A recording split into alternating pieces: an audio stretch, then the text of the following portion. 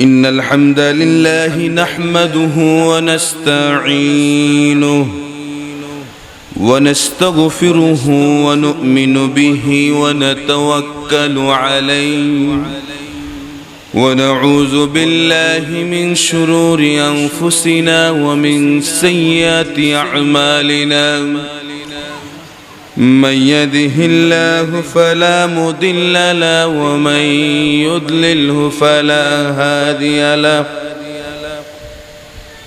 ونشهد أن لا إله إلا الله وحده لا شريك له ونشهد أن سيدنا ونبينا ومولانا محمد الذي أرسله بالحق بشيرا ونذيرا وداعيا إلى الله بإذنه وسراجا منيرا فقد قال الله تعالى في كلامه المجيد وفي فرقان الحميد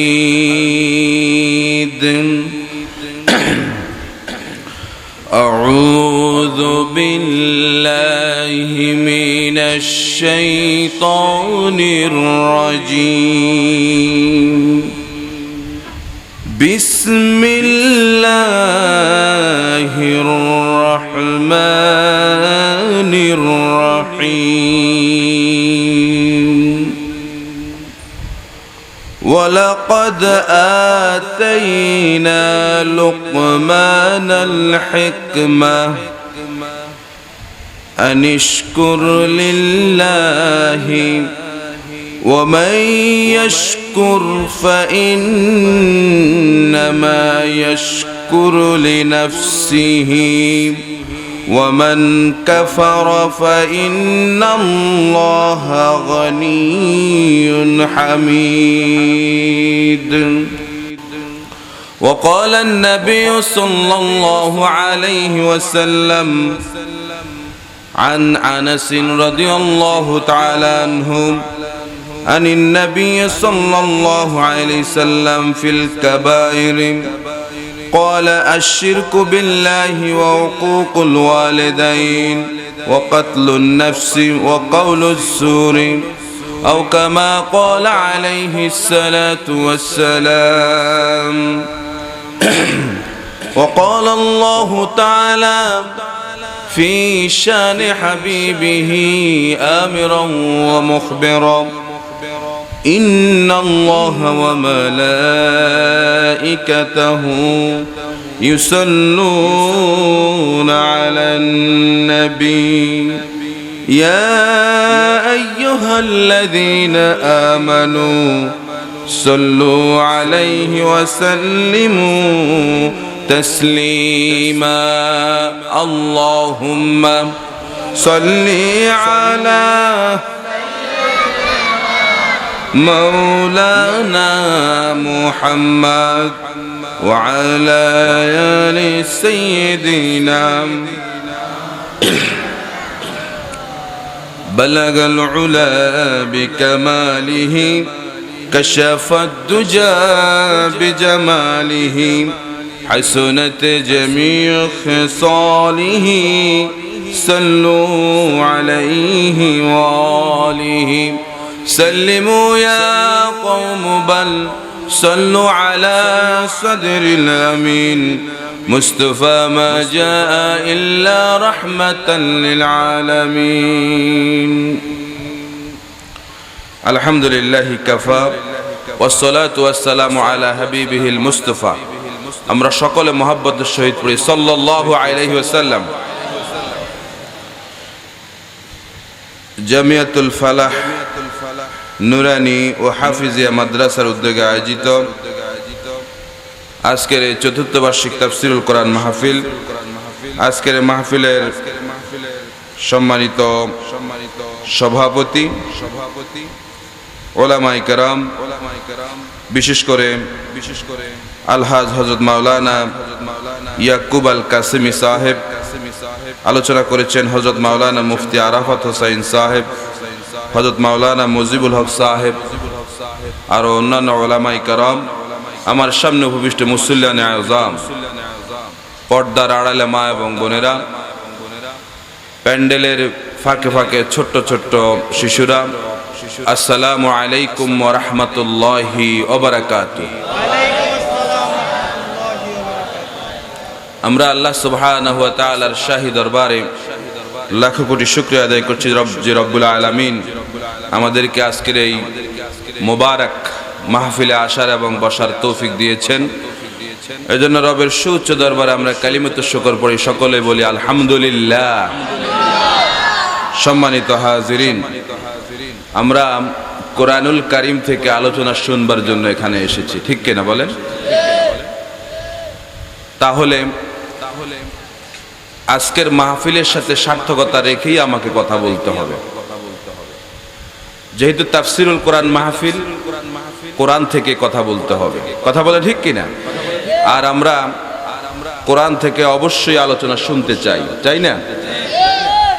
যেহেতু পৃথিবীর শ্রেষ্ঠ কালাম হচ্ছে আল্লাহর কোরআন, এর চাইতে শ্রেষ্ঠ কথা আকাশেও নাই জমিনেও, আল্লাহর কথার চাইতে আর শ্রেষ্ঠ কথা আছে? আমরা সেই আল্লাহর কালামের মাহফিলে এসেছি, এজন্য আমরা সকলে শুকর আদায় করি আলহামদুলিল্লাহ। সম্মানিত হাজিরিন, এজন্য যখন কোরআনের তেলাওয়াত হয়, কোরআনের তাফসীর হয়, কোরআনের মাহফিল হয়, এই কোরআনের মাহফিলগুলো শুনবার জন্য কিছু আদব আছে, আছে কিনা বলেন? পিছনে আমার যে সমস্ত ভাইরা দাঁড়ায় আছেন, আপনারা সামনের খালি জায়গাগুলো পূরণ করে বসে যান। কোরআনের মাহফিলে দাঁড়িয়ে থাকা এটা কি ঠিক হয় কিনা বলেন? আর যখন কোরআনের কথা শুরু হয়ে যায়, দুনিয়ার সব কথা বন্ধ। যদি কোরআনের কথা শুরু হওয়ার পরেও দুনিয়াবি কথা চলে, তাহলে বোঝা যায় কোরআনের কথা চাইতেও তার কথার দাম বেশি, কথা বলে ঠিক কিনা? এই জন্য আল্লাহর আযাবে পড়ার আগেই যখন কোরআনের কথা শুরু হচ্ছে, দুনিয়ার সব কথা বন্ধ হয়ে যাবে, একজনের কথা চলবে। তিনি কে? জোরে বলুন, তিনি কে? সম্মানিত হাজিরিন,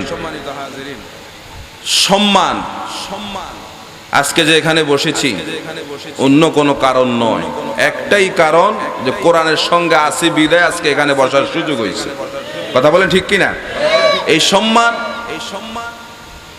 আমরা মানুষকে সম্মান দেই, কিছু কিছু সম্মান এমন আছে দেখাবার জন্য দেওয়া হয়, অন্তর থেকে সম্মান তাদের জন্য আসে না, কথা বলে ঠিক কিনা?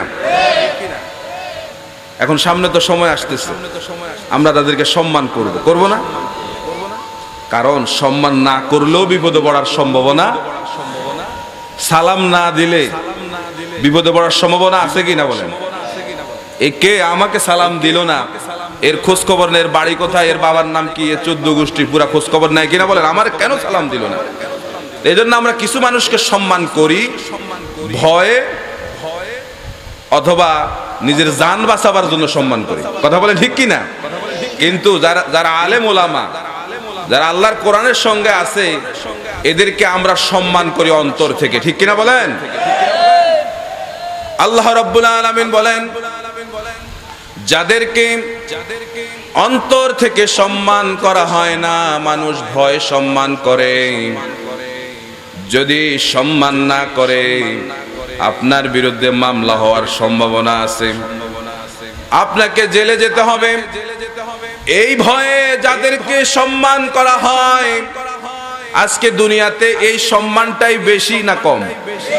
বেশি না? ভয় সম্মান আজকে এটাই বেশি। আল্লাহ রাব্বুল আলামিন কোরআনুল কারীম সূরা কাহফ 105 নম্বর আয়াতের মধ্যে আল্লাহ রাব্বুল আলামিন বলেন, ফালা নুকিমু লাহুম ইয়াউমাল কিয়ামাতি ওয়াজনা। যাদেরকে আজকে দুনিয়ায় তোমরা ভয় সম্মান করলে, যাদেরকে আজকে তোমরা সম্মান করো দুনিয়ার নেতা হিসাবে, মনে রাখো কিয়ামতের কঠিন ময়দানে এই লোকগুলোর কোনো গুরুত্বই আমি আল্লাহর দরবারে থাকবে না, ঠিক কিনা? এদের কোনো গুরুত্ব আল্লাহর দরবারে। তবে সব যে খারাপ এমন নয়, কিছু ভালো মানুষ আছে কিনা বলেন? হাজ্জাজ বিন ইউসুফ নাম শুনছেন লোকটার? মুসলিম শাসক, তবে সেই জমানার তিনি ছিলেন একমাত্র জালিম শাসক। মুসলমান জালিম শাসক হয় কিনা বলেন? হয় কিনা? হাজ্জাজ বিন ইউসুফ এমন একজন লোক ছিলেন, তার জমানার কোন লোক তাকে জালিম ছাড়া আর কোন কথাই বলতো না, সবাই বলতো জালিম।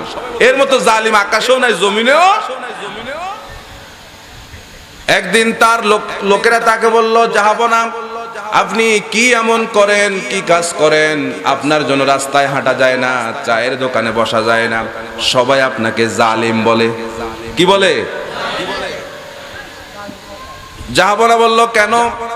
তো জানি না কি কারণে আপনাকে জালিম বলে। তিনি বললেন, ঠিক আছে, আমি নিজ কানে শুনবো কে আমাকে জালিম বলে, এটা আমি নিজ চোখে দেখতে চাই। এই চিন্তা করে তিনি সাধারণ বেশে রাস্তায় নেমে গেলেন। বাদশার ড্রেস নাই, সাধারণ বেশে রাস্তায় চলতেছেন। পথিমধ্যে একজনের সঙ্গে দেখা হলো, তাকে বলা হলো, তোমাদের বাদশাহ হাজ্জাজ বিন ইউসুফ লোকটা কেমন?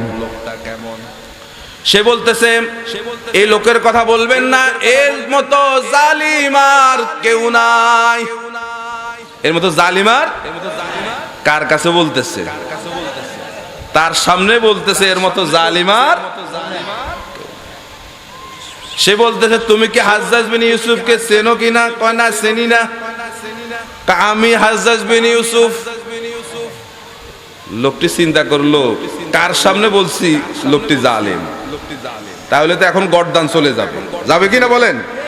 এরকম জালিম ছিল সে। জাহাপানা আপনি কি আমাকে চিনেন কিনা? কয় না, চিনি না। আমি হচ্ছি ওই লোক যার প্রত্যেক মাসে 2 বার মাথা খারাপ হয়, আজকে তার প্রথম দিন। কও পাগল তুমি? শুনুন, পাগল হোক আর ছাগল যাই হোক, জালিম তো বলে, বলে কিনা বলেন? আমরা আজকে অনেকে আশা করে বসে আছি যে আমরা যেই অবস্থায় আছি আমরা তো জান্নাত পেয়ে যাব। অনেকে তো হিসাব করে বসে ফেলেছি, হিসাব করে আমরা বসে আছি যে জান্নাত আমাদের ঠেকায় কে? এত ইবাদত করি, এত নামাজ পড়ি, এত তাহাজ্জুদ নামাজ পড়ি, আমাদের জান্নাত তো ঠেকাবার তো কেউ নাই। এরকম চিন্তা নিয়ে অনেকে বসে আছি। প্রিয় ভাই, যে আল্লাহর দরবারে ওই দিন কিয়ামতের ময়দানে আপনি আপনার ইবাদত দিয়ে জান্নাতে যেতে পারবেন না। যদি জান্নাতে যেতে হয় তাহলে অবশ্যই আল্লাহর সন্তুষ্টি লাগবে কিনা বলেন? আল্লাহর সন্তুষ্টি লাগবে কিনা?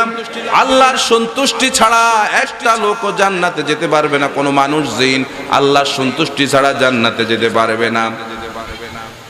আল্লাহর নবী সব সময় আল্লাহর দরবারে দোয়া করতেন, আল্লাহুম্মা হাসিবনি হিসাবান ইয়াসীরা। আয় আল্লাহ, কিয়ামতের কঠিন ময়দানে তুমি আমার হিসাবটাকে সহজ করে দাও। আল্লাহর নবী সাহাবায়ে কেরামদেরকে বলতেন, ও আমার সাহাবীরা, কিয়ামতের ময়দানে আল্লাহ পাকের সন্তুষ্টি ছাড়া কেউ জান্নাতে যেতে পারবে না। সাহাবায়ে কেরাম প্রশ্ন করলো, ইয়া রাসূলুল্লাহ, আপনিও কি আপনার আমল দিয়ে জান্নাতে যেতে পারবেন না? আল্লাহর নবী বললেন, না, আমিও আমার আমল দিয়ে জান্নাতে যেতে পারবো না। আল্লাহ রাব্বুল আলামিন যদি আমার উপর সন্তুষ্ট হন তাহলে আমি জান্নাতে যেতে পারবো। আল্লাহু আকবার। অনেকে তো হিসাব করে বসে আছেন যে আমার জান্নাত ঠেকায় কে? আমি অমুক বাবার লোক। কথা বলেন, আছে কিনা? আছে কিনা? আমার বাবা জান্নাতি। গতকালকে একজনও ধরলাম, একটা জানাজায় গেলাম গতকালকে, আমি নাম বলবো না কোন জায়গায় গেছি। তা আমার সামনে বলতেছে যে জুমার দিন যে মারা যায় কোরআনের মধ্যে আসছে সে নিশ্চিত জান্নাতি। এখন আমার সামনে যদি এই কথা বলে আর আমি যদি চুপ থাকি তাহলে কি হবে? শয়তানুল আখরাজ, বোবা শয়তান হবো কিনা? বোবা শয়তান হবে কিনা? এজন্য আমি আমার আলোচনার মধ্যে বললাম, আমি আপনাকে মনে কষ্ট দেওয়ার জন্য কথাটা বলি না, তবে আমার বলা মনে করি বিদায় আমি বলতেছি। যদি কথাটা হলো এই, কোন নবীর বেটাও আমল ছাড়া জান্নাতে যেতে পারবে না। সে নবীর বেটা, তাতে কি হয়েছে? কথা বলে ঠিক কিনা? জুমার দিন মারা গেলেই জান্নাতি। এবং আমরা অনেক সময় লক্ষ্য করে যে জানাজাগুলোর মধ্যে যায় কিছু লোকেরা আছে সাধারণ মানুষ, তোমাদের কথাবার্তা চলে তোমাদের বিচারালয়ে, তোমরা যেখানে বিচার করো এখানে তোমাদের কথা প্রযোজ্য, কিন্তু জানাজাতে যদি কোরআনের কথা বলতে যায় তাহলে অধিকাংশ জায়গা ভুল করার সম্ভাবনা আছে না নাই? কথা বলা আছে কি না বলেন? এমন জায়গা দেখা যায় তারা আমাদেরকে শোনায় যে হুজুর আমরাও কিছু কোরআনের কথা জানি, কিন্তু এটা বলতে গেলে অধিকাংশ জায়গায় ভুল করে। কথা বলেন করে কি না? আবেগে আপ্লুত হয়ে কোরআনের ব্যাপারে আল্লাহর ব্যাপারে এরকম কথা বলা জায়েজ, কথা বলা যাবে, এরকম কথা বলা যাবে। তাহলে আমরা অবশ্যই জান্নাতে যেতে চাই। জান্নাতের 2 নম্বর প্যাসেঞ্জার হযরত ওমর ফারুক রাদিয়াল্লাহু তাআলা আনহু ছিলেন কিনা? তিনি এমন মানুষ ছিলেন,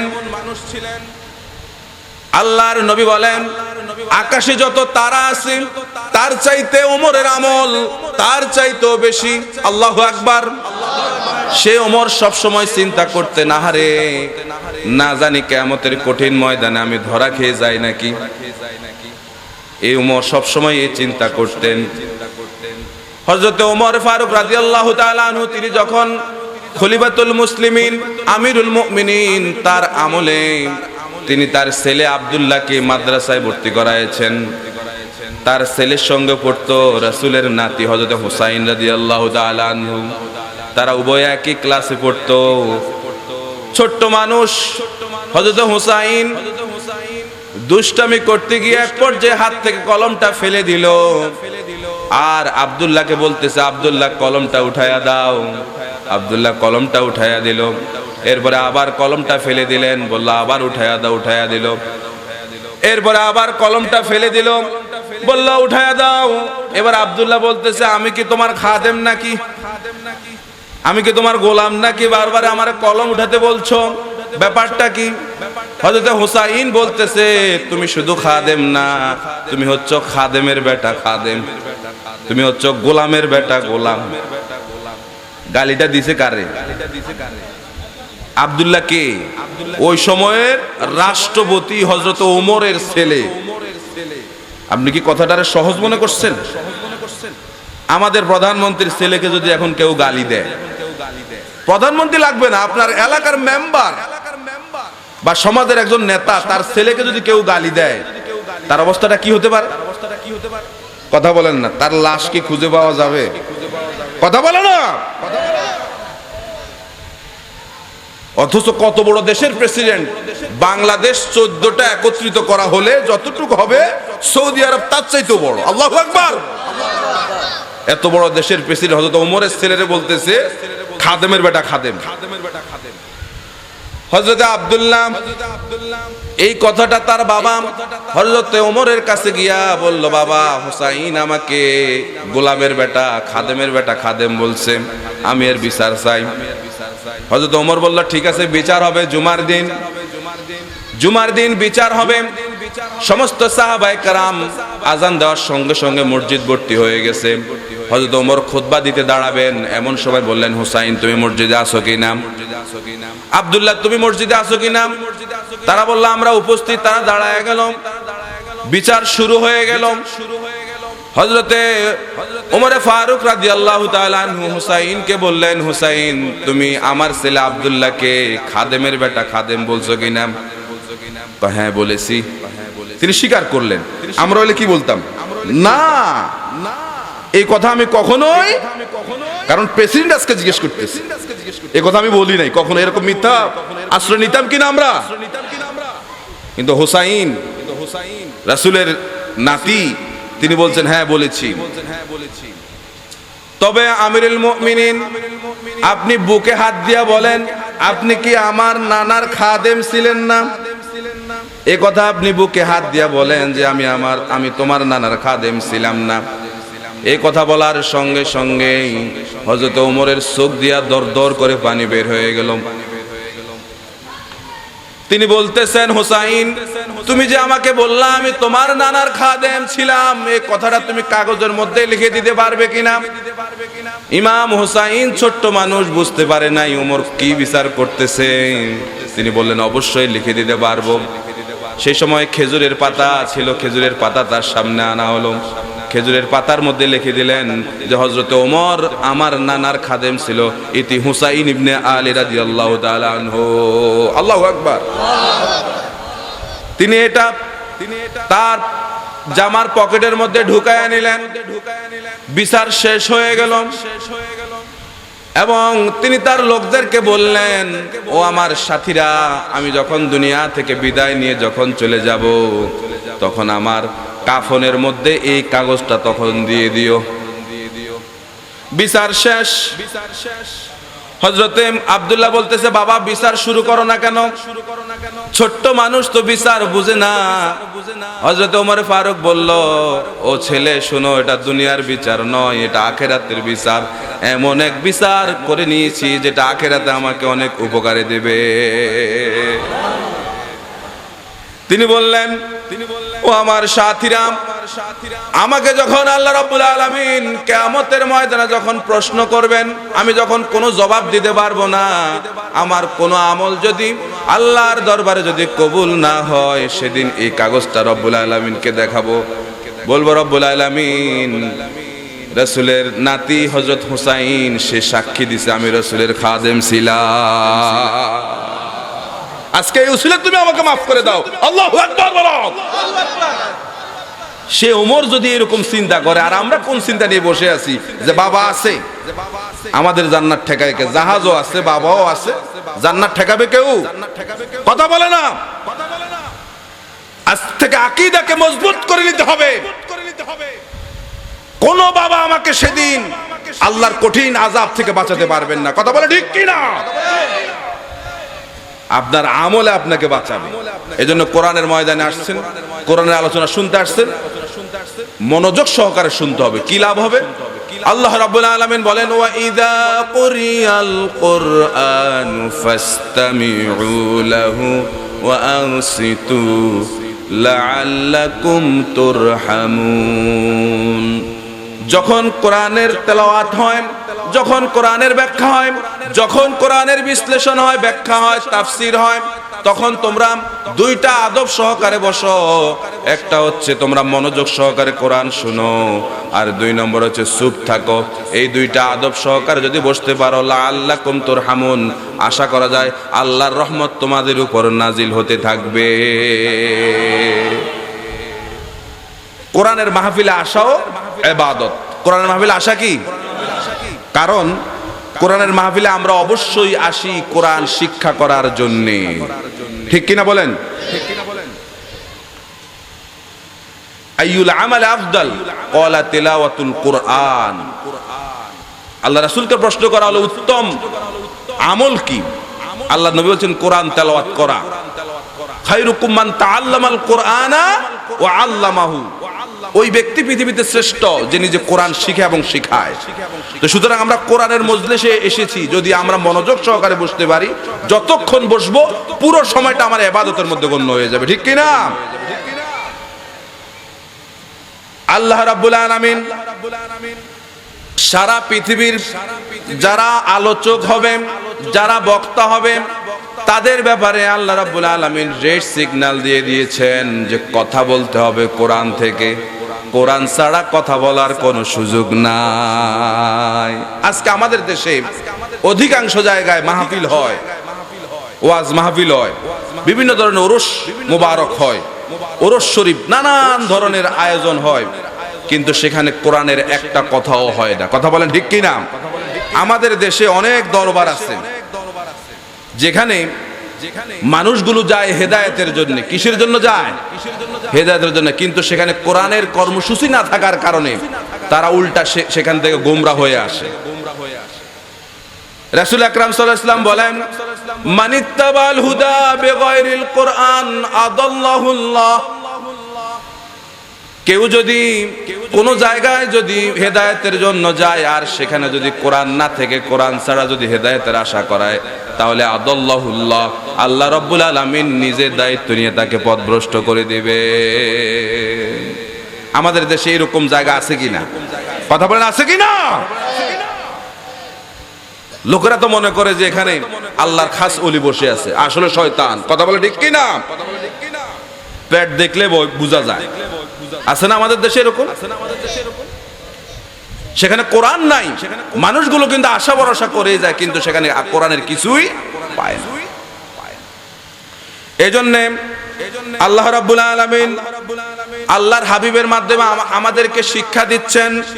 রব্বুল আলামিন বলেন, ইয়া আইয়ুহার রাসূল বাল্লিগ মা উনজিলা ইলাইকা মির রাব্বিকা ওয়া ইন লাম তাফআল ফামা বাল্লাগতা রিসালাতা ওয়াল্লাহু ইয়াসিমুকা মিনান নাস ইন্নাল্লাহা লা ইয়াহদিল কওমাল কাফিরিন।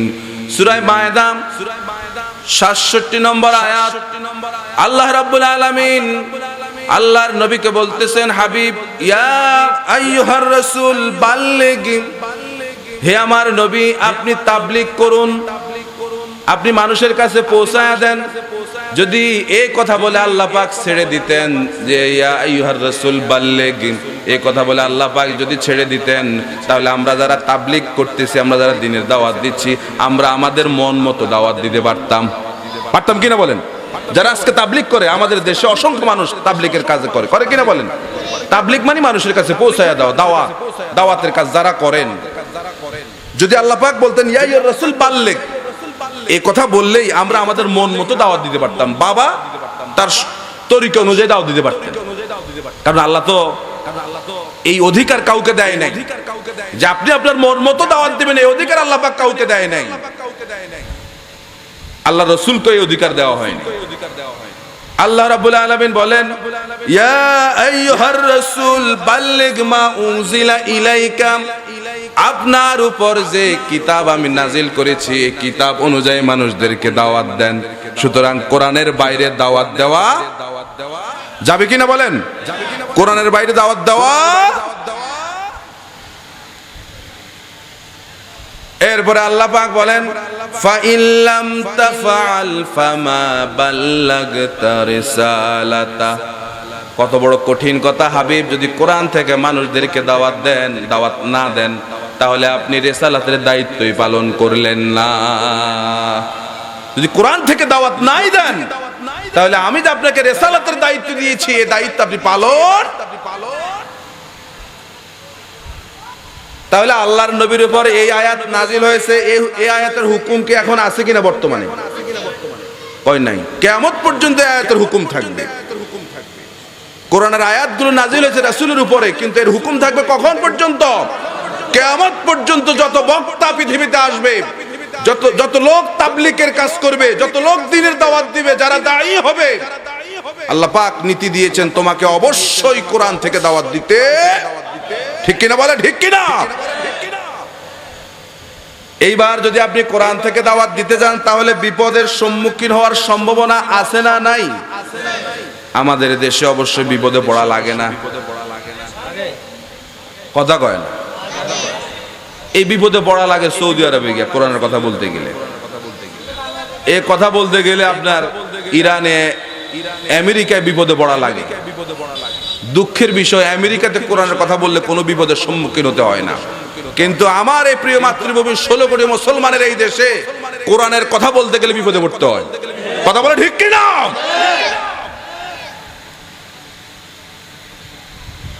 আল্লাহ রাব্বুল আলামিন বলেন, হাবিব, এই কোরআন থেকে যখন আপনি মানুষদেরকে দাওয়াত দিতে যাবেন, বিপদ আপনার উপর আসবে। কোরআনুল কারীমের সূরা হজ 72 নম্বর আয়াতে আল্লাহ পাক বলেন, ওয়া ইযা তুতলা আলাইহিম আয়াতুনা বায়্যিনাতিন তারিফু ফি উজুহিল্লাযীনা কাফারুল মুনকারা।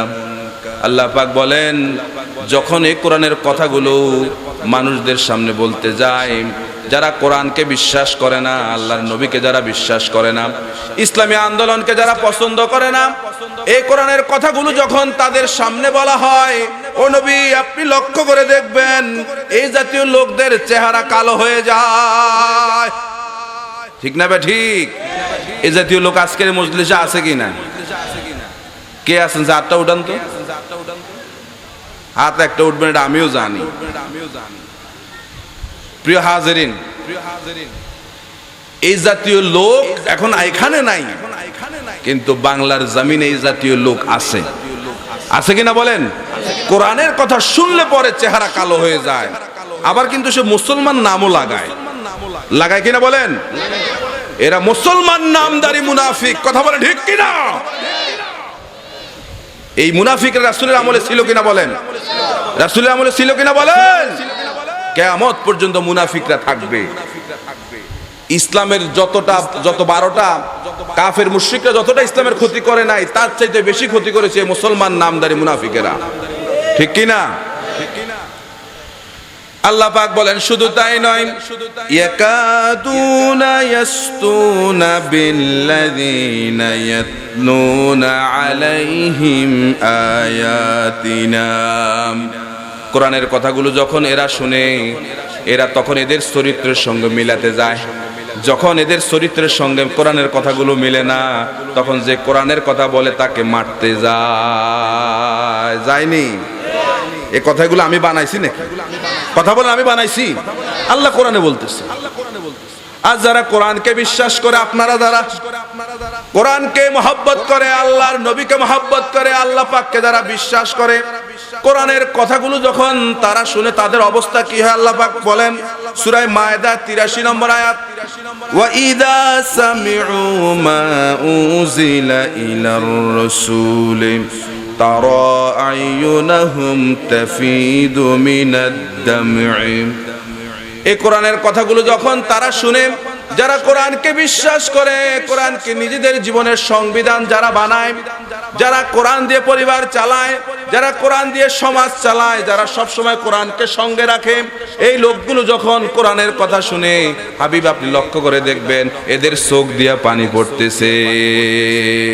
তাফিদু মিনাদ দাম, চোখ দিয়ে এদের পানি পড়ছে কোরআনের কথা শুনে। এরকম লোক আছে না? আছে কিনা? না থাকলে তো কিয়ামত হয়ে যেত। আল্লাহ নবী বলেন লা তাকুমুস সাআতু হাত্তা ইয়াকুলু আল্লাহ আল্লাহ।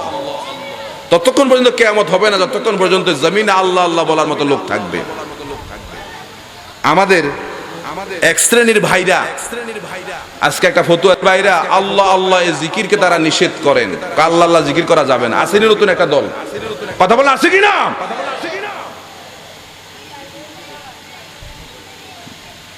মুসলিম শরীফের হাদিস, আল্লাহ নবী বলতেছেন লা তাকুমুস সাআতু হাত্তা ইয়াকুলু আল্লাহ আল্লাহ। তাহলে আল্লাহ আল্লাহ জিকির আসেনি?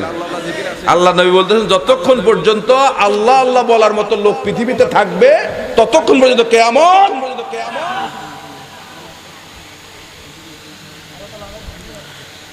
তাহলে আল্লাহ রাব্বুল আলামিন বলেন এই কোরআনের কথাগুলো যখন বলতে যাবেন তখন আপনার উপর বিপদ আসবে। কেমন বিপদ? আমাদের উপর বিপদ আসে না কিন্তু এরকম। এটা কেন আসে না? এই কারণটা বলি। কারণটা হচ্ছে এই, সাহাবায়ে কেরামদের ঈমান আর আমাদের ঈমান এক না। ঠিক কি না? আমি বলি যে আমাদের ঈমান হচ্ছে শ্বশুর বাড়ির মুরগির রানের মতো।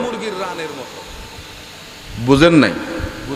শ্বশুর বাড়ির মুরগির রান খাইতে কি কষ্ট হয়নি? বরঞ্চ শাশুড়ি জামাইয়ের প্রতি খেয়াল করে রান একটা জায়গা দুইটা দেয়। তাহলে আমাদের ঈমানও কিন্তু আনতে তেমন কষ্ট হয় নাই। কষ্ট হয়েছে?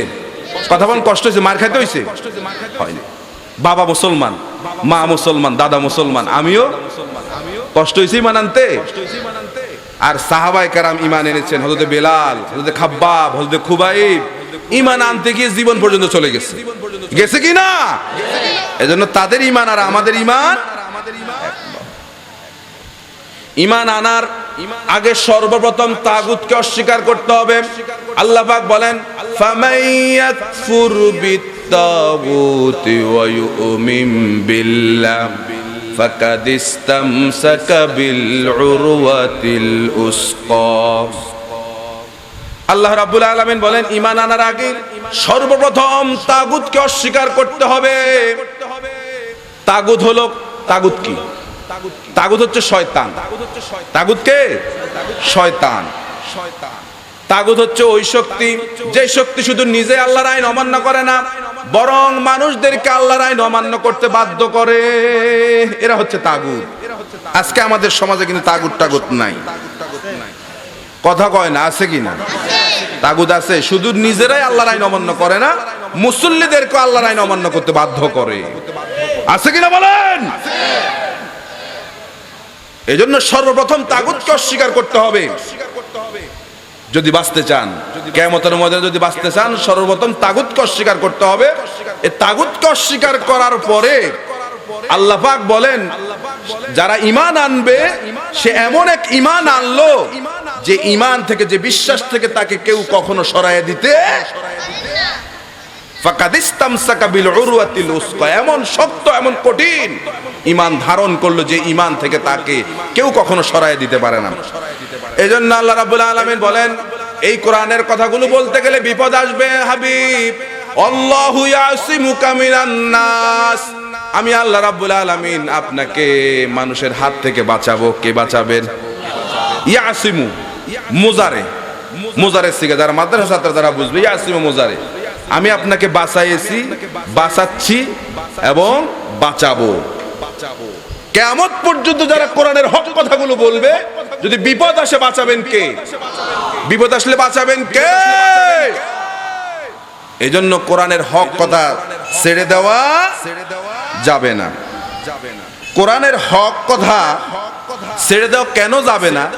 একটা আয়াত বলে আমি আমার আলোচনার দিকে চলে যাব, মূল কথার দিকে চলে যাব। আল্লাহ রাব্বুল আলামিন বলেন, ইন্নাল্লাযীনা ইয়াকতুমুনা মা আনসালনা মিনাল বায়্যিনাতি ওয়াল হুদা মিন বা'দি মা বায়্যানাহু লিন-নাসি ফিল কিতাব উলাইকা ইয়ালআনুহুমুল্লাহু ওয়া ইয়ালআনুহুমুল লাঈনুন। আল্লাহ পাক বলেন, আল্লাযীনা ইয়াকতুমুনা, যারা গোপন করে এবং যারা গোপন করবে।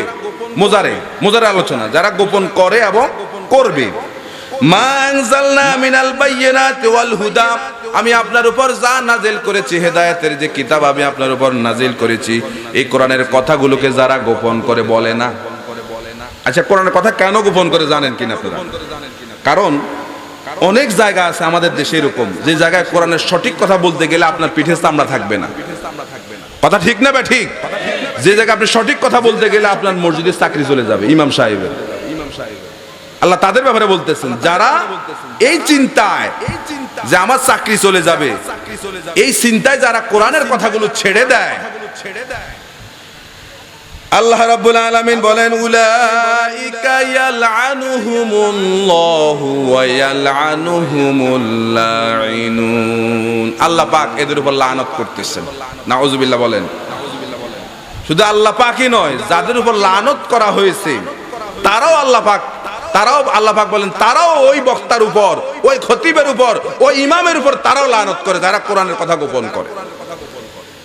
আমি এই আয়াতটা যেদিন পড়লাম সেদিন থেকে এই ওয়াদা করেছি, যতদিন বাঁচবো ততদিন কোরআনের সঠিক কথাগুলো মানুষের কাছে প্রচার করার চেষ্টা করব। এতে আমার জীবন থাক নাইলে যাক। আপনারা আমিন বলবেন না? এটা চান কিনা আপনারা? আমরা কোরআনের সঠিক কথাগুলো বলি, চান কিনা? সবাই যদি হযবরল হয়ে যায়, সবাই যদি একরকম হয়ে যায়, তাহলে তো কোরআনের সঠিক কথাগুলো থাকবে না। কথা বলেন ঠিক কিনা? কিছু মানুষকে কিয়ামত পর্যন্ত রিস্ক নিয়ে কোরআনের সঠিক কথাগুলো বলতেই হবে, এমন কিছু মানুষ থাকতেই হবে।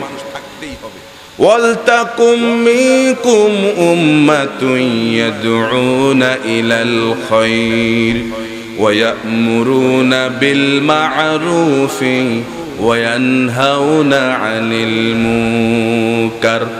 আল্লাহ পাক বলেন, তোমাদের মধ্যে এমন একটা দল, এমন একটা গোষ্ঠী, এমন কিছু লোক তোমাদের মধ্যে থাকতে হবে যারা মানুষদেরকে ভালো কাজের আদেশ দিবে আর অন্যায় কাজ থেকে মানুষদেরকে ফেরাবে। কিয়ামত পর্যন্ত এমন কিছু মানুষ থাকতে হবে। কে বলতেছেন? কে বলতেছেন? তাহলে কোরআনের কথাগুলো আমাদেরকে বলতে হবে, তাতে বিপদ আসুক, যত বিপদে আসুক না কেন কোরআনের কথা আমরা বলবো। আপনারা কি শুনতে রাজি আছেন? আমরা কোরআনুল কারীমের 31 নম্বর সূরা সূরাতুল লোকমান, সূরাতুল লোকমানের 12 এবং 13 নম্বর আয়াত তেলাওয়াত করেছি। এই 12 এবং 13 নম্বর আয়াতের উপর ভিত্তি করে আমি কিছু কথা বলেই আজকের আলোচনা শেষ করব।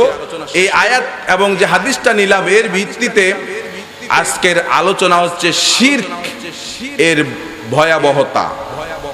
আসেনি আমাদের সমাজে শিরক, কত প্রকারের শিরক আছে এটা আপনিও জানেন না যে কত ধরনের শিরক আমাদের সমাজের মধ্যে আছে। আজকে এই বিষয়টা এজন্য নিলাম কারণ বাংলাদেশ সহ সারা বিশ্বে আজকে শিরকের মহা উৎসব চলতেছে। কথা বলেন ঠিক কি না? উৎসবের নামে আমাদের কিছু কিছু নামদারি মুসলমান ভাইরা তারা বলতেছেন ধর্ম যার যার, উৎসব সবার। নাউজুবিল্লাহ বলেন। আপনি বলেন ধর্ম যার যার, উৎসব কি সবার হতে পারে? তাইলে তো আমিও এই কথা বলতে পারি বউ যার যার, অধিকার সবার। কথা কয় না? চাকরি যার যার, বেতন সবার। আসুন ধর্মকে আমরা 50-50 ভাগ করে নিই। কিছুদিন আমরা গিয়ে আপনার আল্লাহকে সেজদা দেই, আর কিছুদিন আপনি আইসা আমাদের মূর্তিগুলোকে প্রণাম করুন। এখন ধর্ম যার যার, উৎসব সবার, এটা নয়। কথা বলেন এটা কি না? যে যখন সময় হবে তখন কাবাঘর তাওয়াফ করে আসবো, কাবা জিয়ারত করে আসবো, রাসূলের রওজা জিয়ারত করে আসবো, আবার যখন সময় আসবে তখন মূর্তির সামনে গিয়ে প্রণাম করব। আসেনি এরকম মানুষ আমাদের দেশে? আছে কি না? এই প্রস্তাব যখন আল্লাহর নবীকে যখন এই প্রস্তাব করা হলো, আল্লাহর নবী মুহাম্মদুর রাসূলুল্লাহ সাল্লাল্লাহু আলাইহি সাল্লাম সঙ্গে সঙ্গে আল্লাহর নবীর কাছে কোরআনের আয়াত নাজিল হয়ে গেল। রব্বুল আলামিন বলেন, হাবিব মানুষদেরকে জানায়া দিন, কাফেরদেরকে জানায়া দিন, কুল ইয়া আইয়ুহাল কাফিরুন লা আ'বুদু মা তা'বুদুন ওয়ালা আনতুম আবিদুনা মা আ'বুদ ওয়ালা আনা আবিদুম মা আবাদতুম ওয়ালা আনতুম আবিদুনা মা আ'বুদ লাকুম দীনুকুম ওয়ালিয়া দীন। এখানেই ধর্ম আলাদা হয়ে গেল, উৎসবও আলাদা হয়ে গেল। তোমাদের দিন তোমাদের, তোমাদের ধর্ম তোমাদের, তোমাদের উৎসব তোমাদের, আমাদের দিন, আমাদের ধর্ম, আমাদের উৎসব আমাদের। এখন যদি কেউ এই কথা বলে এবং বিশ্বাস করে যে ধর্ম যার যার, উৎসব সবার, এই কথা যদি কেউ বলে এবং যদি বিশ্বাস করে, তাহলে কোরআন এবং হাদিসের আলোকে তার ঈমান থাকে না। কথা বলেন ঠিক কিনা? আপনি বলেন ঈমান থাকে কিনা? যারা আল্লাহকেও সিজদা দেয়, আবার মূর্তির সামনে গিয়ে প্রণাম করে, তাহলে এদের কি ঈমান থাকে? আল্লাহ পাক আমাদেরকে বুঝার তৌফিক দান করে। এই জন্য আজকে কঠিন মুহূর্তে এই আয়াতগুলো তেলাওয়াত করেছে যে শিরকের ভয়াবহতা এখন আমাদের সারা পৃথিবীর মধ্যে চলছে। আল্লাহ রাব্বুল আলামিন শুরু করলেন এইভাবে, ওয়ালাকাদ আতাইনা লুকমানাল হিকমাতা আনিশকুর লিল্লাহি ওয়া মান ইয়াশকুর ফাইন্নামা ইয়াশকুরু লিনাফসিহি ওয়া মান কাফারা ফাইন্নাল্লাহা গনিয়্যুন হামিদ। وإذ قال لقمان لابنه وهو يعظه يا بني لا تشرك بالله إن الشرك لظلم عظيم। সূরা লোকমান কোরআনুল কারীমের 31 নম্বর সূরা। এর মধ্যে আয়াত আছে 34টি, রুকু আছে 4টি। বিপুল সংখ্যক মুফাসসিরিন কেরাম এই সূরাটিকে মক্কি সূরা হিসেবে গণনা করেছেন। এখন আমি যদি আপনাদেরকে প্রশ্ন করি, আমরা আজকে যে সূরা তেলাওয়াত করেছি এই সূরার নাম কিছু জিনিস তো বাড়িতে নিয়ে যেতে হবে প্রিয় ভাইয়েরা, নিতে হবে কিনা বলেন? না মাহফিলে আসছি আর যাব, সঙ্গে কিছু যাওয়ার দরকার নেই। যাওয়ার দরকার আছে কিনা? আমি যে সূরাটা তেলাওয়াত করেছি 2টা আয়াত, এটা কোন সূরা? এই সূরার ক্রমিক নম্বর কত? 31। কত? 31। আয়াত আছে কতটি? 34টি। কতটি? 34টি। রুকু আছে 4টা। যে আয়াতগুলো তেলাওয়াত করেছি 12 এবং 13। আল্লাহ সুবহানাহু ওয়া তাআলা বলেন, আমি লোকমানকে জ্ঞান দান করেছি। কাকে? লোকমানকে। যে তুমি আল্লাহর এই যে নেয়ামত তোমাকে দান করেছি বা যে জ্ঞান তোমাকে দান করেছি, নেয়ামতের উসিলায় তুমি আল্লাহ সুবহানাহু ওয়া তাআলার শুকরিয়া আদায় করো। আমাদেরকে তো আল্লাহ পাক নেয়ামত দিচ্ছেন না? তাহলে এই নেয়ামত পেয়ে কি বসে থাকতে হবে না শুকরিয়া আদায় করতে হবে? শুকরিয়া আদায় করো। কেননা যে ব্যক্তি আল্লাহর শুকর আদায় করে সে কিন্তু প্রকৃতপক্ষে নিজেরই এই শুকরিয়া আদায় করা নিজের জন্যই আপনার ভালো কাজ। এই শুকরিয়া আদায় করাটা নিজের জন্যই সে করলো। আর যদি কেউ অকৃতজ্ঞ হয়, আল্লাহকে যদি কেউ অস্বীকার করে, অকৃতজ্ঞ, শুকরিয়া আদায় যদি না করে, তার এটা জানা উচিত যে আল্লাহ তাআলা নিঃসন্দেহে কারো তিনি মুখাপেক্ষী নন এবং তিনি যাবতীয় প্রশংসার অধিকারী। তুমি করো বা না করো, সমস্ত প্রশংসার অধিকার কার? কার? এরপরে 2 নম্বর আয়াতে আল্লাহ পাক বলেন, হে নবী আপনি স্মরণ করুন যখন লোকমান তার ছেলেকে বলল, নসিহত করতে গিয়ে বলল, হে আমার প্রিয় বৎস, আল্লাহর সঙ্গে কাউকে শরীক স্থাপন করো না। যে নিঃসন্দেহে শিরক হচ্ছে মস্ত বড় অপরাধ। রাসূল সাল্লাল্লাহু আলাইহি ওয়াসাল্লামকে প্রশ্ন করা হয়েছিল, রাসূল সাল্লাল্লাহু আলাইহি ওয়াসাল্লাম আকবারুল কাবায়ের যে কবিরা গুনাহ সম্পর্কে রাসূলকে জিজ্ঞেস করা হয়েছে। রাসূল সাল্লাল্লাহু আলাইহি ওয়াসাল্লাম বলেছেন যে কবিরা গুনাহ হচ্ছে আশিরক বিল্লাহ, আল্লাহর সঙ্গে কাউকে শরীক স্থাপন করা, ওয়া উকুকুল ওয়ালিদাইন পিতামাতার অবাধ্য হওয়া, ওয়া কাতলুন নাফসি মানুষদেরকে অন্যায়ভাবে হত্যা করা, ওয়া কাউলু যুরে মিথ্যা সাক্ষী দেওয়া, এগুলো হচ্ছে কবিরা গুনাহ। এগুলা কি গুনাহ? কবিরা গুনাহ। এই সূরার নামকরণ করা হয়েছে যে এইভাবে, যে সূরার 2য় রুকুতে হযরত লোকমান রাহমাতুল্লাহ আলাইহি, তিনি কি হবেন? কি রহমাতুল্লাহ আলাইহি হবে না আলাইহিস সালাম হবে? কি হবে? রাহমাতুল্লাহ আলাইহি। অনেকে মনে করেন যে লোকমান, বিরূপ মন্তব্য আছে আমাদের দেশে। কেউ কেউ বলেন লোকমান একজন হেকিম ছিলেন, লোকমান হেকিম।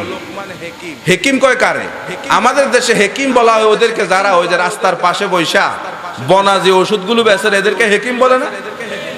তো অনেকে এটা মনে করতেন হেকিম বলতে বলতে এমন পর্যায়ে মানুষের কাছে চলে গেছে, মানুষরা বলা শুরু করছে যে লোকমান তিনিও নাকি এরকম বনাজি এরকম চিকিৎসা করতেন, এই জন্য তার নাম হেকিম হয়েছে। কখনোই না। কেউ কেউ লোকমানকে নবী মনে করতেন, কিন্তু ইবনে কাসিরের মধ্যে এটা স্পষ্ট হয়ে গিয়েছে। তিনি এখানে স্পষ্ট বলা হয়েছে যে হযরত লোকমান নবী ছিলেন না, তিনি ছিলেন আল্লাহর একজন আবেদ বান্দা। সুবহানাল্লাহ। তার নাম ছিল, ইবনে কাসির বলতেছেন যে লোকমান ইবনে আনাকা ইবনে সুদুন, তার নাম ছিল লোকমান ইবনে আনাকা ইবনে সুদুন। হযরত কাতাদা রাহমাতুল্লাহ আলাইহি তিনি বলেন, লাম ইয়াকুন নাবিয়ান ওয়া লাম ইউহা ইলাইহি, তিনি নবীও ছিলেন না, তার কাছে কোনো ওহীও আসে নাই। এরপরে ইবনে কাসিরের মধ্যে এসেছে যে হযরত লোকমান লোকটা কেমন ছিল, যে কানা লোকমান ও কসিরান, যে লোকমান ছিল একেবারে ভেটো, এমন বাইটটা যেটা চোখে ধরে। আছে না আমাদের সমাজে এরকম এরকম ভেটো মানুষ? একেবারে ভেটো তো আছে, বেটের একেবারে সর্বনিম্ন অবস্থা। লোকমান ছিল এরকম। এরপরে তিনি ছিলেন রাজুলান সালেহান আবদান হাবশিয়ান, তিনি একজন সৎ বান্দা ছিলেন, হাবশি গোলাম ছিলেন।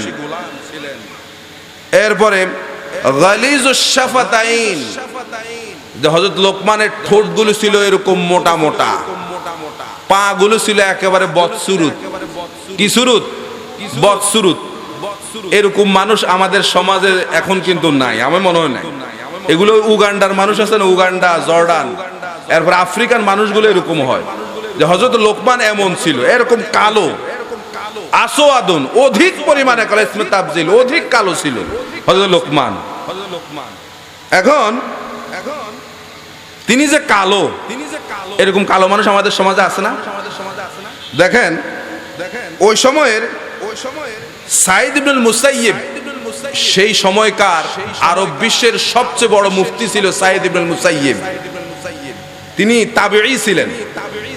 তার কাছে এক লোক ফতোয়া জানবার জন্য তারা দরবারে গেছেন। এখন ভেতরে ঢুকতেছেন না, কারণ লোকটা কালো। আমরা এরকম কালো মানুষ দেখলে কেউ যদি আসে, প্রথম প্রশ্নটা কি, মিয়া তুমি এত কালো, তোমার বাবা কিরকম কালো? এই প্রশ্ন আমরা করতাম না তার আগে, তার মন আগে নষ্ট করে দিতাম। কিন্তু সাঈদ ইবনুল মুসাইয়্যিব রাহমাতুল্লাহ আলাইহি তিনি এই প্রশ্ন তাকে করেন নাই। তাকে ডাক দিলেন, ডাক দিয়া বললেন যে লা তাহজান মিন আজালিন আন্নাকা, যে তুমি চিন্তা করো না, তুমি যে এরকম কালো এই জন্য তুমি চিন্তা করো না, তোমার কালোর কারণে চিন্তা করো না। কারণ ফাইন্নাহু কানা মিন খায়রিন নাসি সালাসা মিনাল আসওয়াদ মিনাস সাউদান, যে কারণ এরকম তিনজন মানুষ আছে যারা কালো ছিল কিন্তু তারা পৃথিবীতে শ্রেষ্ঠ মানুষ ছিল। সুবহানাল্লাহ বলেন। তাদের মধ্যে একজন হলেন হযরতে বেলাল। কে? হযরতে বেলাল কালো মানুষ ছিল, জানেন কি না? হাবশি গোলাম ছিল, উমাইয়া ইবনে খালফের গোলাম ছিল হযরতে বেলাল। আর কেমন কালো, এবং তার জিহ্বা একটু ছোট ছিল, তিনি আজান দিতে গেলে সমস্যা হইতো কিনা বলেন? হযরতে বেলালের মর্যাদা আর আমাদের কারো মর্যাদা কি এক? নাউজুবিল্লাহ, এক হবে? একদিন হযরতে বেলাল আজান দেন নাই, এটা তো জানেন আপনারা, ইতিহাস বলছে বেলাল আজান দেয় নাই। সাহাবায়ে কেরাম আল্লাহ রাসূলকে বললেন, ইয়া রাসূলুল্লাহ, বেলালের আজান বেশি সুন্দর লাগে না, সুন্দর হয় না। অমুক সাহাবী আরেকজন আছে, তার আজান সুন্দর, তাকে দিয়ে আজান দেওয়ান, তাকে দিয়ে ফজরে আজান দেওয়া হলো। ওদিন তো আর সকাল হচ্ছে না। আল্লাহ রাসূল চিন্তায় পড়ে গেলেন, এত সময় হয়ে গেল এখনো সকাল হয় না কেন? এমন সবাই জিবরাইল আমিন এসে বলে, ইয়া রাসূলুল্লাহ, আজকে কি মসজিদে নববীতে ফজরের আজান হয় নাই? হয়েছে তো, আমরা তো নামাজ টামাজ পড়ে শেষ। আজকের আজান আল্লাহর আরশ পর্যন্ত পৌঁছে নাই। কারণ হচ্ছে হযরতে বেলালের আজান আল্লাহ পাকের কাছে এত প্রিয় ছিল, বেলাল যখন আজান দিত তখন ভোর হয়ে যেত।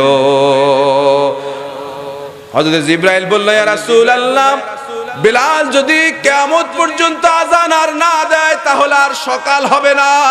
আল্লাহু আকবার। সে হযরতে বেলাল, তিনি কালো মানুষ ছিলেন।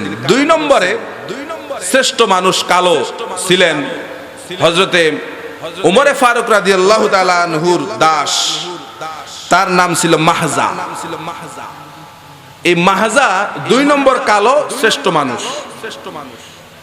তার ব্যাপারে এইভাবে আসছে কিতাবগুলোর মধ্যে যে যখন হযরত মাহজা তিনি হাত উঠাতেন, হাত উঠানোর সঙ্গে সঙ্গে অযোধ্যার বৃষ্টি শুরু হয়ে যেত। সুবহানাল্লাহ বলেন। এই হযরত মাহজা ছিল দ্বিতীয় কালো মানুষ। আর তিন নম্বরে তো হযরত লোকমান। এই তিনজন ছিলেন পৃথিবীতে কালো শ্রেষ্ঠ মানুষ। তো আল্লাহ সুবহানাহু ওয়া তাআলা হযরত লোকমানকে হিকমত দান করেছেন। ওয়ালাকাদ আতাইনা লোকমানাল হিকমা, আমি লোকমানকে হিকমত দান করেছি। সে হিকমত কি? যে সে হিকমত হচ্ছে আল ফাহমু, বুঝ, ওয়াল ইলম, এবং জ্ঞান। ইবনে কাসির বলতেছেন এগুলো হচ্ছে জ্ঞান। কেমন ছিল লোকমানের জ্ঞান? হযরত লোকমান ছিলেন একজন দাস, তার একজন মনিব ছিল। তার মনিব তাকে একদিন বলল, হে লোকমান, একটা ছাগল জবাই করো, একটা ছাগল জবাই করো। এরপরে তিনি তাকে বললেন, ইসবাহ ইজবাহ লানা হাযিহি শাত ফাযাবিহাহা ফাকালা উখরুজ আতিয়াবু মুদগাতাইনি ফিহা। এই ছাগলটা জবাই করো এবং এর মধ্য থেকে দুইটা উত্তম গোশতের টুকরা বের করে আনো, যে দুইটা উত্তম তোমার কাছে মনে হয়। ফাআখরাজাল লিসান ওয়াল কলব। হযরত লোকমান সেই ছাগলের মধ্য থেকে তার জিহ্বাটা এবং কলজাটা, আপনার কলবটা এনে তার মনিবের সামনে দিল। কয়েকদিন পরে আবার আরেকটি বলা হলো, এই ছাগলটা জবাই করো। এর মধ্য থেকে সবচেয়ে নিকৃষ্ট যে জিনিসগুলো আছে, এগুলো যে নিকৃষ্ট গোশতের টুকরা, যে দুইটা গোস্তের টুকরা আছে সেই দুই গোস্তের টুকরা আমার কাছে নিয়ে আসো। সে আবার ওই সেই জিহ্বা এবং সেই কল্পটা নিয়ে আসলো। তাকে বলা হলো যখন বললাম উৎকৃষ্ট জিনিস আনো তখন এই দুইটা আনলাম, আবার যখন বললাম নিকৃষ্ট জিনিসগুলো আনলা তখনও ঠিক একই জিনিস আনছে। ব্যাপারটা কি? তিনি বললেন এই দুইটা জিনিসে মূল, কারণ এই দুইটা জিনিস যখন খারাপ হয়ে যায় তখন তার চাইতে খারাপ মানুষ পৃথিবীতে আর কেউ থাকে না, ঠিক কি না? জিহ্বা যদি খারাপ হয়ে যায়, অন্তর যদি খারাপ হয়ে যায়, তার চাইতে নিকৃষ্ট মানুষ এই জমিন আর কেউ হতে। আবার এই জিহ্বা আর কল্প যদি ভালো হয়ে যায়, তার সাথে শ্রেষ্ঠ মানুষ এই পৃথিবীতে আর কেউ নাই, ঠিক কি না? এজন্য আল্লাহর নবী বলেন ইন্না ফিল জাসাদি লামুদগা ইজা সলুহাত সলুহাল জাসাদু কুল্লু ওয়া ইজা ফাসাদাত ফাসাদাল জাসাদু কুল্লু আলা ওয়াহিয়াল কলব। তোমাদের শরীরের মধ্যে একটা গোস্তের টুকরা আছে, ওই টুকরাটা যখন ভালো থাকে তখন গোটা শরীরটাই ভালো থাকে, মনটা ভালো, সবকিছু ভালো থাকে। আবার ওই গোস্তের টুকরাটা যখন অসুস্থ হয়ে যায় গোটা শরীরটা তখন অসুস্থ হয়ে যায়। অনেকের বলে এই তোমার রোগ কি, সমস্যা কি? কোনো সমস্যা নাই, মন খারাপ, কল্প অন্তর। এই মন খারাপের কারণে অনেক সময় নামাজও পড়ে, অনেক কিছু ছেড়ে দেয়, মন ভালো নাই এই জন্য নামাজ পড়ে না। আছে না? না এরকম বলেন।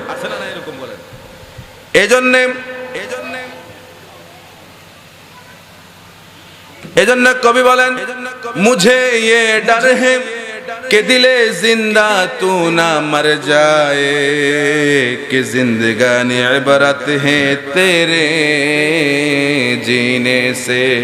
যে আমার এই ভয় হয় আমার যেন জীবিত আত্মার যেন মৃত্যু না হয়ে যায়, কারণ আমার অন্তর জীবিত থাকা মানে আমার জীবিত থাকা, ঠিক কিনা? যাদের অন্তর মরে গেছে, যাদের কল্প মরে গেছে, এর বেঁচে থাকার কোনো লাভ। সম্মানিত হাজিরিন, তাহলে আমরা শিরকের ব্যাপারে কথা শুনছিলাম। হযরত লোকমান তার যুবক ছেলেকে বলল ইয়া বুনাইয়া লা তুশরিক বিল্লাহ, যে আল্লাহর সঙ্গে কাউকে শরীক স্থাপন করো না, কারণ ইন্নাশ শিরকা লা যুলমুন আযীম। আজকে আমাদের বাংলাদেশের মুসলমানেরা অধিকাংশ মুসলমান শিরকের সঙ্গে তারা জড়িত হয়ে গেছে, ঠিক কিনা বলেন? কেমনে? এই যে গত কয়েকদিন আগে দুর্গা পূজা গেছে কিনা বলেন? দুর্গা পূজা গেছে কিনা? এই দুর্গা পূজায় এইবারও তারা বলেছে এইবারও হিন্দুদের চাইতে মুসলমানদের সংখ্যা সেখানে বেশি ছিল।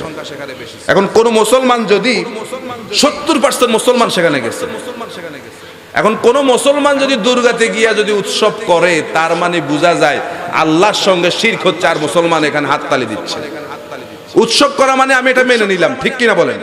আল্লাহর সঙ্গে শিরক হচ্ছে আর সে হাততালি দেওয়া, উৎসব করা, ধর্ম যার যার উৎসব সবার, যদি আপনি উৎসব করেন তার মানে বোঝা যায় যে আল্লাহর সঙ্গে শিরক হচ্ছে আর আপনি মেনে নিলেন, ঠিক কিনা? ঠিক কিনা?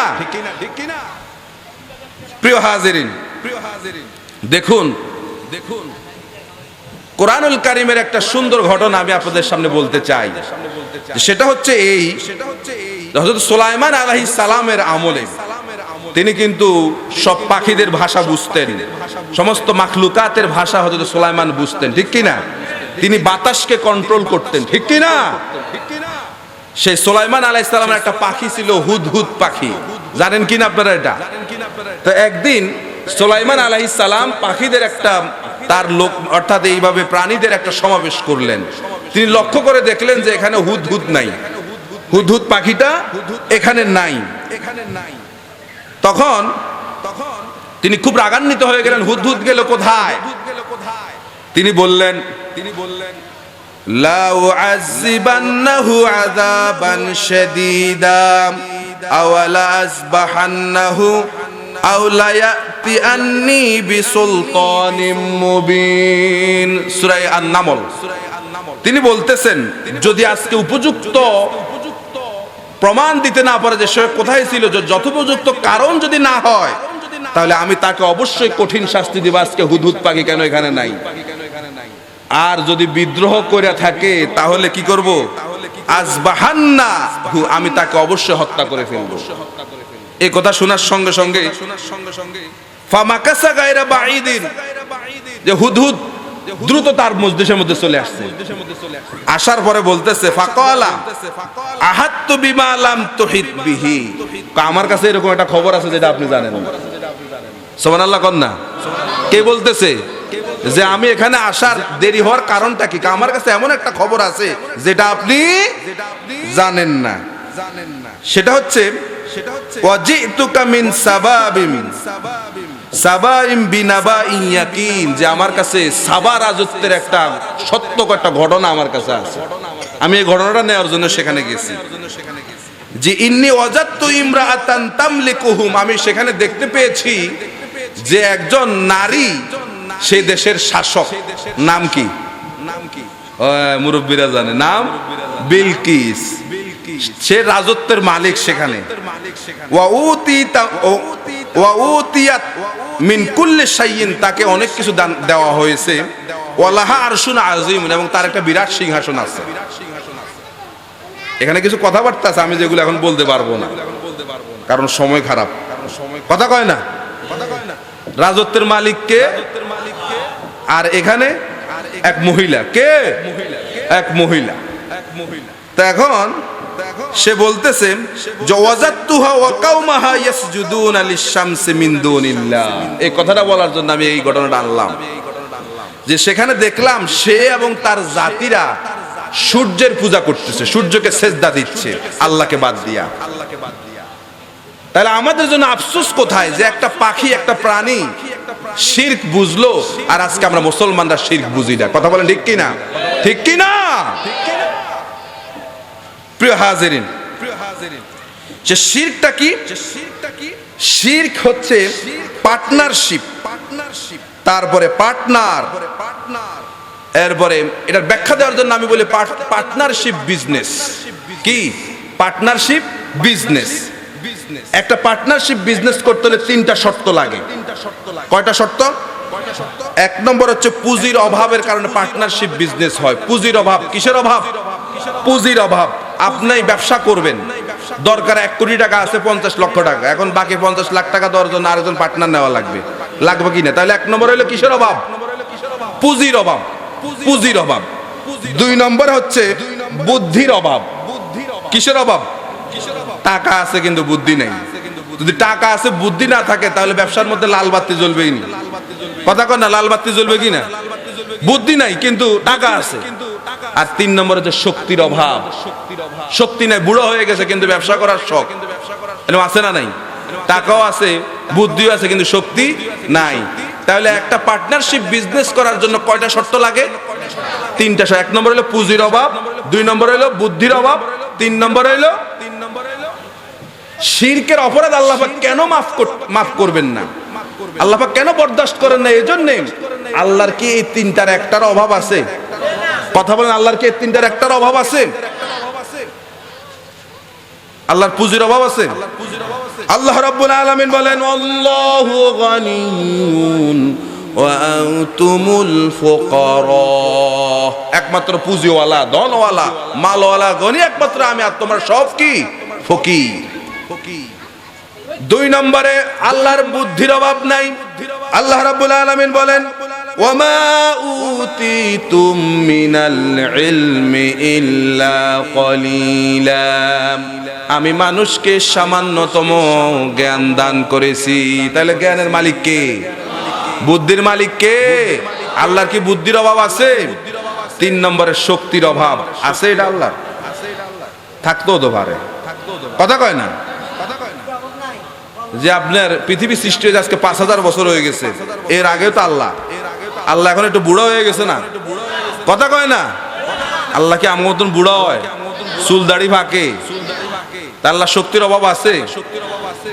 অনেকে মাঝে মধ্যে লাফায়, খুব লাফায়।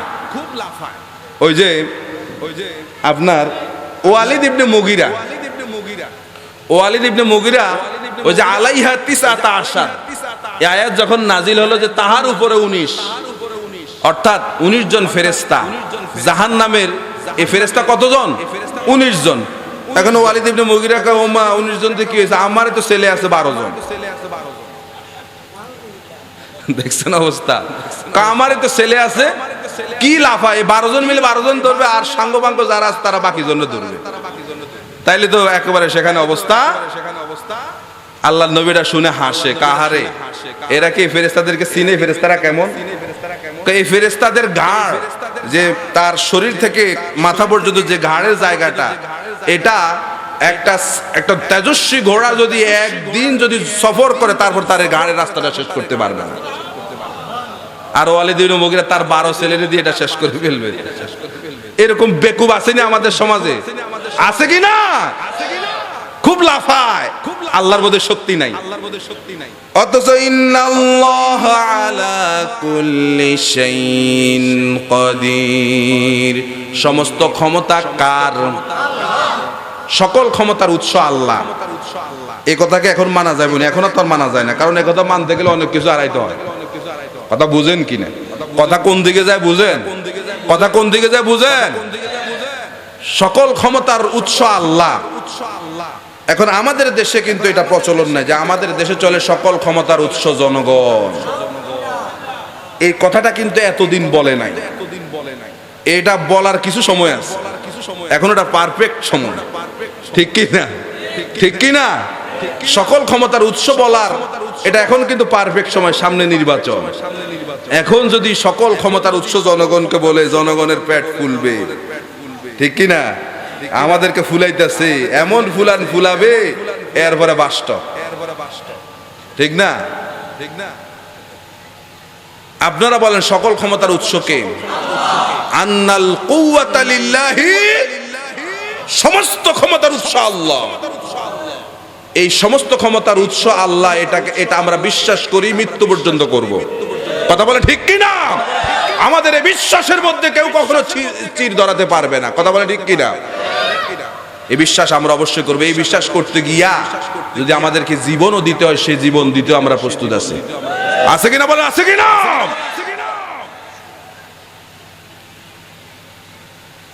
তাহলে প্রিয় হাজিরিন, শিরক, আমি শিরকের ব্যাপারে বলতেছিলাম। শিরকের ব্যাপারে বলতেছিলাম। শিরক হচ্ছে প্রথমত দুই প্রকার। এক নম্বরে শিরকে আকবার, আর দুই নম্বরে শিরকে আসগার। একেবারে সংক্ষেপ করে দিচ্ছি। শিরকে আকবার আবার তিন প্রকার। এগুলো হচ্ছে আশিরক ফির রুবুবিয়্যাহ, আশিরক ফিল আসমাই ওয়াস সিফাত, আশিরক ফিল উলুহিয়্যাহ ওয়া উবুদিয়্যাহ। যে আশিরক ফির রুবুবিয়্যাহ, আল্লাহর রবের সঙ্গে শিরক করা, এই শিরকটা করছিল ফেরাউন। ফেরাউন বলছেন আনা রব্বুকুমুল আ'লা, আমি বড় রব। মা আলিমতু লাকুম মিন ইলাহিন গায়রি, আমি তো জানি না আমি ছাড়া অন্য কোনো ইলাহ আছে। এটা কে বলছে? ফেরাউন। দুই নম্বরে আশিরক ফিল আসমাই ওয়াস সিফাত, আল্লাহর গুণের সঙ্গে শিরক করা। সন্তান দিতেন পারে কে? রিজিক দিতে পারেন কে? ক্ষমতা দিতে পারে কে? যদি মনে করে যে বাবা ক্ষমতা দিতে পারে, এজন্য দেখবেন এখন সময় আসছে বাবার দরবারগুলোতে যায় বুর হয়ে যাবে। বিভিন্ন শুরুতে বাবার পায়ের উপরে যায় পড়ে, বাবা ক্ষমতা দাও, ক্ষমতা দাও। কথা বলেন ঠিক কি না? ঠিক কি না? অথচ ক্ষমতা দেওয়ার মালিক কে? কেউ যদি ক্ষমতা আল্লাহ ছাড়া যদি অন্য কারো কাছে চায়, আল্লাহ ছাড়া অন্য কারো কাছে সন্তান চায়, তাহলে সে শিরক করলো। ঠিক কি না? তিন নম্বর হচ্ছে আশিরক ফিল উবুদিয়্যাহ, ইবাদতের মধ্যে শিরক করা, আল্লাহ ছাড়া কাউকে সিজদা করা। আশিরক ফিল উবুদিয়্যাহ, আল্লাহ ছাড়া কাউকে সিজদা করা যাবে? এখন পীরের সামনে মাথা নত করে। প্রিয় হাজিরিন, এরপরে শিরকে আসগার কোনটা? শিরকে আসগার আল্লাহ রাসূলকে প্রশ্ন করা হলো শিরকে আসগার কি? শিরকে আসগার হচ্ছে রিয়া। রিয়া কি? লোক দেখানো ইবাদত। অর্থাৎ অনেকে নামাজ পড়ে, আমি নামাজ পড়লে লোকেরা আমার নামাজি বলবে, আমি হজ করে লোকেরা আমার হাজি বলবে। আল্লাহ না বললে বিপদ আছে না নাই? কথা কয় না? হজ থেকে আসলো, আসার পরে 3 লাখ 4 লাখ টাকা খরচ করে হজ করে আসলো, এখন যদি আলহাজ না বলে তাহলে বিপদ। তার বাড়িতে যায় না, এত টাকা দিয়ে হজ করে এলাম, আলহাজ লাগাইলেন না, ব্যাপারটা আছে না এরকম লোক? তাহলে বোঝা যায় এটা রিয়ার জন্য করা হয়েছে। রিয়া হচ্ছে আশিরকুল আসগার। এছাড়াও আমাদের সমাজে কিছু শিরক আছে, সেই শিরকগুলো কথা বলে শেষ করি। আমাদের সমাজে যে প্রচলিত যে শিরকগুলো আছে, এক নম্বর হচ্ছে শিখা চিরন্তন এবং শিখা অনির্বাণ। শিখা চিরন্তন, শিখা অনির্বাণ, সেখানে প্রদীপ প্রজ্বলিত করা, আগুন জ্বালানো, এটা শিরক। এটা কি? শিখা কখনো চিরন্তন হতে পারে না। শিখা মানে আলো, আগুন। আগুন কখনো চিরন্তন হতে পারে না। চিরন্তন একমাত্র কে? কে? এজন্য শিখা কখনো চিরন্তন হতে পারে না। দুই নম্বরে মঙ্গল প্রদীপ জ্বালানো, এটা শিরক। মঙ্গল প্রদীপ জ্বালানো কি? পয়লা বৈশাখে মঙ্গল প্রদীপ জ্বালায়নি? জ্বালায় কিনা, এটা কি শিরক। মঙ্গলের জন্য, ভালোর জন্য প্রদীপ জ্বালানোর প্রয়োজন নাই, আছে কিনা? এগুলো মুশরিকদের কাজ। কাদের কাজ? মুশরিকরা প্রদীপ জ্বালায় এই কাজটা করত। 3 নম্বর বলতে গেলে বিপদ আছে, বলবো বলবো আল্লাহু ইয়াসিমুকা মিনান নাস, ঠিক কিনা? 3 নম্বর হচ্ছে শহীদ মিনার, স্মৃতিসৌধ, শ্রদ্ধা ভরে সেখানে নগ্ন পদে মূর্তি পূজারীদের মধ্যে পুষ্পস্তবক অর্পণ করা, এটা কি? 1 মিনিটের নীরবতা পালন করা, এটা কি? আপনি মানেন না মানেন আপনার ব্যাপার, আমাকে শিরক বলতে হবে, ঠিক কিনা? এরপরে বালা মুসিবত থেকে বাঁচার জন্য আংটি ব্যবহার করা, রিং ব্যবহার করা, সুতা লটকানো, আসেনি এরকম? আসেনি? এরপরে আরো কিছু শিরক আমাদের সমাজে চলে, গাছের মধ্যে ঝাড়ু লটকায়, জুতা লটকায়, আছে না নাই? আছে না নাই? তাহলে দেখা যায় যে আপনার আল্লাহর প্রতি বিশ্বাস নাই, ওই জুতার উপর আর কি ঝাড়ুর উপর বিশ্বাস চলে গেছে, ঠিক কিনা বলেন? এগুলো লটকাবেন না আজকের পর থেকে, কথা বলে লটকাবেন কিনা? বাসের নিচে দিয়া, গাড়ির নিচে দিয়া জুতা লটকায়া দেয়, ওই লোকের নজর পড়বে, এজন বাস খাতে পড়বে, নাউজুবিল্লাহ। ছোট্টবেলা শুনতাম মায়েরা যখন সন্তানদের দাঁত পড়তো তখন ইঁদুরের গর্তের কাছে নিয়ে যাইতো আর বলতো যে বাবা বলো বলো কি? তো ইঁদুর মামা, ইঁদুর মামা তুমি আমার কি মোটা দাঁতটা নিয়ে আমার চিকন দাঁত দাও, এটা বলতো কিনা? এখন আসেনি এটা? এটা শিরক। এটা কি? ইঁদুর কি দাঁত দিতে পারে? ইঁদুর দাঁত দিতে পারে? এইভাবে করে শিরক আমাদের সমাজে মানুষের রন্ধ্রে রন্ধ্রে আজকে শিরক ঢুকে গেছে। প্রিয় হাজিরিন, আসুন এই শিরক থেকে আমাদেরকে অবশ্যই বাঁচতে হবে। যদি শিরক থেকে না বাঁচি তাহলে কিয়ামতে জান্নাতের ঘ্রাণ পাওয়া যাবে না। আর এই শিরক থেকে অবশ্যই আল্লাহর কাছে তওবা করে যেতে হবে, না হলে আল্লাহ রাব্বুল আলামিন বলেন ইন্নাল্লাহা লা ইয়াগফিরু আন ইউশরাকা বিহি ওয়া ইয়াগফিরু মা দুনা যালিকা লিমান ইয়াশা। আল্লাহ পাক শিরকের অপরাধ মাফ করবেন, অন্যান্য অপরাধ আল্লাহ পাক ক্ষমা করে দিবেন। সুতরাং আসুন আমরা এই শিরক থেকে বাঁচার চেষ্টা করি এবং এই শিরকের ভয়াবহতা থেকে নিজেদেরকে বাঁচাই, পরিবারকে বাঁচাই, সব